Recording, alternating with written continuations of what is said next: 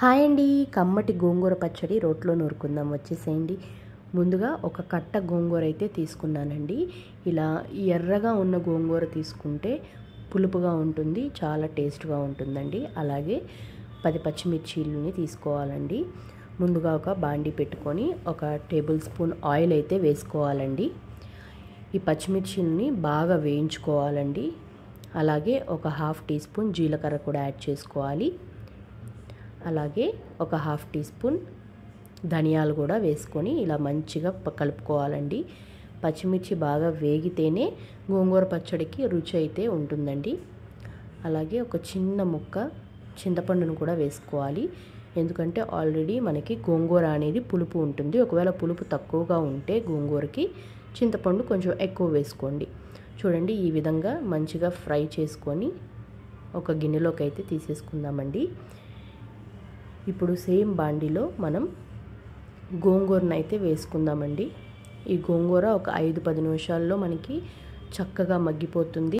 మిక్సీలో కూడా వేయాల్సిన అవసరం ఉండదండి. చక్కని పేస్ట్ లాగా అయితే అయిపోతుంది. ఒక 5 నిమిషాలు ఉడికించుకుంటే చాలు. ఈ విధంగా అయితే ఉడికిపోతుందండి. దీన్ని తీసుకొని పక్కనైతే పెట్టేసుకుందాము. ఇప్పుడు ఒక రోలు తీసుకొని మంచిగా కడుక్కొని మనం ముందుగా ఫ్రై చేసి పెట్టుకున్న పచ్చిమిర్చి ధనియాలను కూడా వేసుకొని బాగా దంచుకోవాలండి.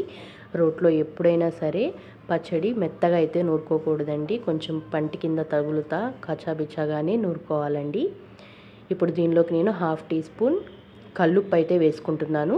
మీరు నార్మల్ ఉప్పు అయినా వేసుకోవచ్చు, మీ రుచికి తగ్గట్టుగా వేసుకోండి. ఇలా మధ్య మధ్యలో కలుపుకుంటూ తిప్పుకోవాలండి, దంచుకోవాలి మనము.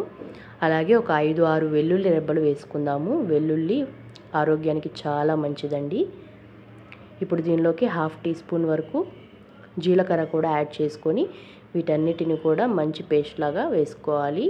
ఇప్పుడు మనం ముందుగా ఉడికించి పెట్టుకున్న గోంగూరను కూడా వేసుకొని ఒక 5 నిమిషాలు దంచుకుంటే సరిపోతుందండి. ఎందుకంటే గోంగూర ఆల్రెడీ పేస్ట్ లాగా అయిపోయింది మనం ఉడికించుకున్నప్పుడు. ఇప్పుడు ఈ గోంగూర పచ్చడికి తాలింపు అయితే పెట్టుకుందాం. బాండీలో ఒక 2 టేబుల్ స్పూన్ల ఆయిల్ అయితే యాడ్ చేసుకొని ఆయిల్ వేడయ్యాక 2 ఎండుమిర్చి రెబ్బలను వేసుకోవాలి. అలాగే పోపు దినుసులు వేసుకొని ఒక 1/2 టీ స్పూన్ పసుపు కూడా వేసుకొని మంచిగా కలుపుకోండి. ఇవి వేగాక మనం దీనిలోకి కరివేపాకును కూడా యాడ్ చేసుకొని తాలింపు అయితే పెట్టేసుకుందామండి. కమ్మటి గోంగూర పచ్చడి అయితే రెడీ అయిపోయింది. వేడి వేడి అన్నంలో వేసుకుని తింటే ఆహా అనాల్సిందేనండి.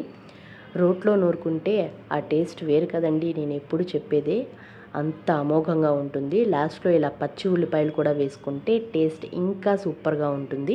దీనికి ఇంకో సీక్రెట్ చెప్పనా, ఈ గోంగూర పచ్చడి చికెన్ పచ్చడిలో వేసుకుంటే ఇంకా బాగుంటుంది. వీడియో నచ్చితే do like, share and subscribe our channel.